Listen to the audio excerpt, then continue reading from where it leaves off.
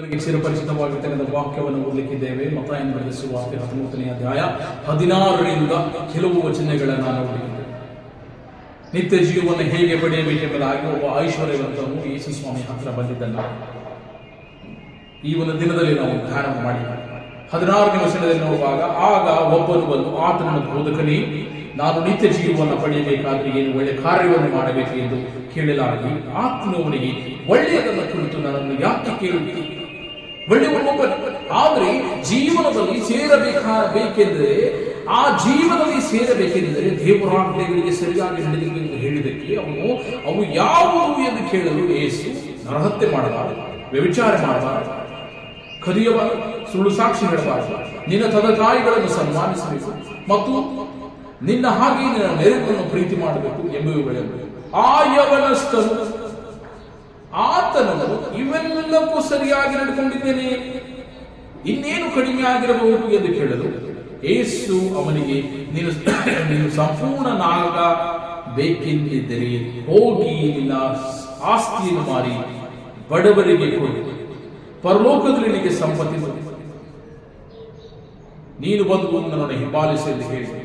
ಆ ಯವನಸ್ಥನು ಬಹಳ ಆಸ್ತಿ ಉಳ್ಳವನಾಗಿದ್ದರಿಂದ ಆ ಮಾತನ್ನು ಕೇಳಿ ದುಃಖದಿಂದ ಹೊರಡಬಹುದು. ಈ ಯವನಸ್ಥನ ವಿಷಯದಲ್ಲಿ ನೋಡುವಾಗ, ನಿತ್ಯ ಜೀವವನ್ನ ಸಿಗುತ್ತೆ, ನೀನು ನಿನ್ನ ಆಸ್ತಿಯನ್ನ ಮಾರು ಎಂಬುದಾಗಿ ಹೇಳುವಾಗ, this is the first person ದುಃಖದಿಂದ ಹೋಗಿದ್ದ. ಈ ಒಬ್ಬ ವ್ಯಕ್ತಿ, ಈ ಒಬ್ಬ ಯವನಸ್ಥನು ದುಃಖದಿಂದ ಹೊರಟು ಹೋದನು. ಈತನು ಯೇಸು ಸ್ವಾಮಿಯ ಯವನಸ್ಥನು, ಐಶ್ವರ್ಯವಂತನಾಗಿರ್ತಕ್ಕಂಥ ಯವನಸ್ಥನು ಯೇಸು ಸ್ವಾಮಿಯಿಂದ ಹಂಬಲ್ ಅಪ್ರೋಚ್ ಆಗಿ ಬಂದಿದ್ದ. ಆತನು ಯೇಸು ಸ್ವಾಮಿ ಹತ್ರ ಒಂದು ರೈಟ್ ಪರ್ಸನ್ ಹತ್ರ ಬಂದಿದ್ದ ಆತನು ಕೇಳಲಿಕ್ಕೆ. ಆಮೇಲೆ ರೈಟ್ ಆಟಿಟ್ಯೂಡ್ ಇತ್ತು. ಯೇಸು ಸ್ವಾಮಿಯ ಸನ್ನಿಧಾನದಲ್ಲಿ ಬರುವಾಗ ಯಾವ ರೀತಿಯಲ್ಲಿ ಬರ್ತಾ ಇದೆ, ಯಾವ ಹಂಬಲ್ನೆಸ್ ಅಪ್ರೋಚ್ ನೀನಲ್ಲಿದೆ, ಯಾವ ಒಂದು ಆಟಿಟ್ಯೂಡ್ ನ ಮೂಲಕ ಆತನ ಸನ್ನಿಧಾನದಲ್ಲಿ ಬರ್ತಾ ಇದೆ. ನೀನು ಜನರ ದೃಷ್ಟಿಯಲ್ಲಿ ನೀನು ಪರ್ಫೆಕ್ಟ್ ಆಗಿರ್ಬೋದು, ನೀನು ಎಲ್ಲಾ ಆಜ್ಞೆಗಳನ್ನ, ಎಲ್ಲಾ ಸಭೆ ಆಕ್ಟಿವಿಟೀಸ್ಗಳಲ್ಲಿ ನೀನು ಇದ್ದಿರಬಹುದು.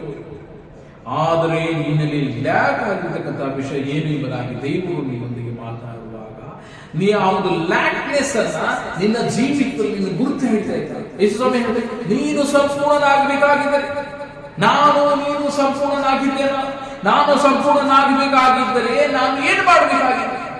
ನನ್ನಲ್ಲಿರ್ತಕ್ಕಂತಹ ಲ್ಯಾಕ್ನೆಸ್ ಏನಾಗಿದೆ?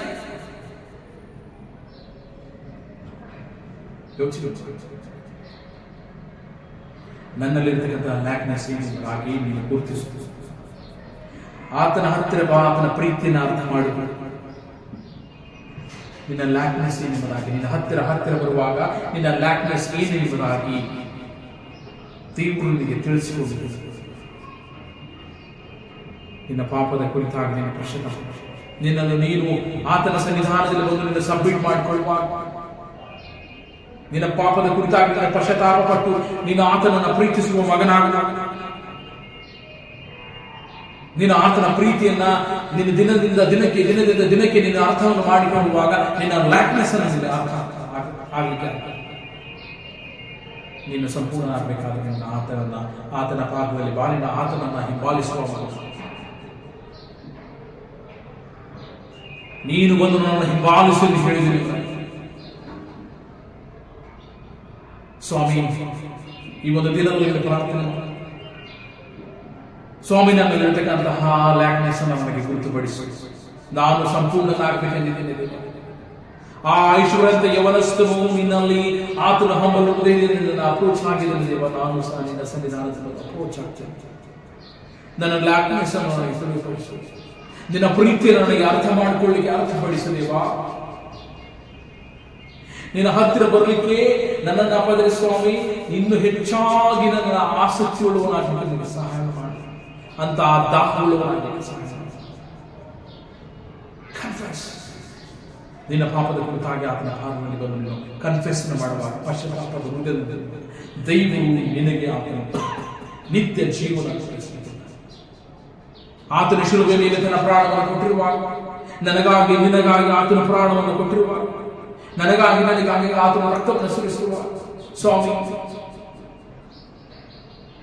ಪಶ್ಚಾತ್ತಾಪದ ಹೃದಯದಿಂದ ನಿನ್ನ ಸನ್ನಿಧಾನದಲ್ಲಿ ಬರುತ್ತೆ ಎಂಬುದಾಗಿ ಪ್ರಾರ್ಥನೆ ಮಾಡುವಾಗ ದೈವ ನಿನ್ನ ಪಾಪಗಳನ್ನು ಕ್ಷಮಿಸಿ ಆತನು ನಿನ್ನನ್ನು ನಿತ್ಯ ಜೀವದ ಕಡೆಯಾಗಿ ಬಾ ಆತನ ಪಾದದಲ್ಲಿ